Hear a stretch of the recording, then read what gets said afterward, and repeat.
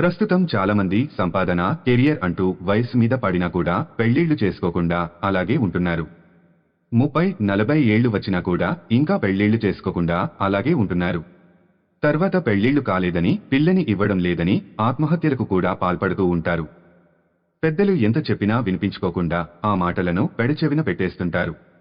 అయితే చాలామంది పెళ్లిళ్లు కాలేదని డిప్రెషన్లోకి వెళ్లడం, దేవాలయాల చుట్టూ తిరగడం, రకరకాల హోమాలు, వ్రతాలు చేయడం లాంటివి కూడా చేస్తూ ఉంటారు. అయినప్పటికీ పెళ్లి సంబంధాలు కుదరలేదని దిగులు చెందుతూ ఉంటారు.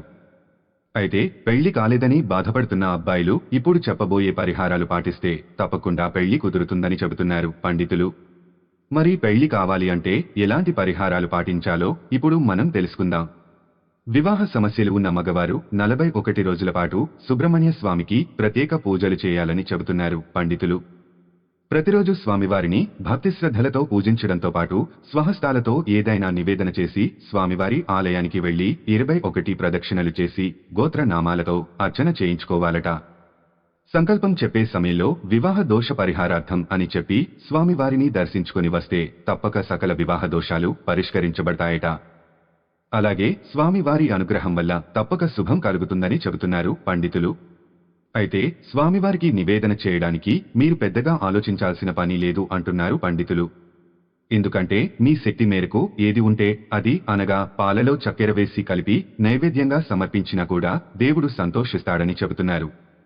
లేదంటే అరటి ముక్కలు, పాలు, పెరుగు, చక్కెర, తేనె, నెయ్యి వంటివి కలిపి నైవేద్యంగా సమర్పించవచ్చని చెబుతున్నారు.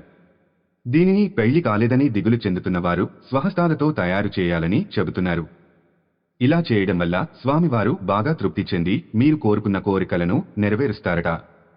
స్వామివారి ఆలయానికి వెళ్ళినప్పుడు శ్రీవల్లి కళ్యాణం, శ్రీ దేవసేన కళ్యాణం వంటివి చదవడం వల్ల ఇంకా మంచి జరుగుతుందని చెబుతున్నారు. అలాగే శ్రీ సుబ్రహ్మణ్య స్వామివారి భుజంగ స్తోత్రం, శ్రీ సుబ్రహ్మణ్య షోడశ నామాలు, శ్రీ సుబ్రహ్మణ్య అష్టకం చదవడం మరింత మంచిది. భక్తి, శ్రద్ధ, విశ్వాసంతో మీరు ఏం చేసినా స్వామివారు అనుగ్రహం మీపై తప్పక ఉంటుందట. ఫలితాల గురించి ఆలోచించకుండా అనుమానం, ఆందోళన వదిలి మీరు పూజ చేయాలని, పెళ్లి కాని యువకులు తమ చేతులతో వారే స్వయంగా ఈ పూజ చేయాలని, పిల్లల కొరకు తల్లిదండ్రులు పూజ చేస్తే ఫలితం ఉండదని చెబుతున్నారు పండితులు.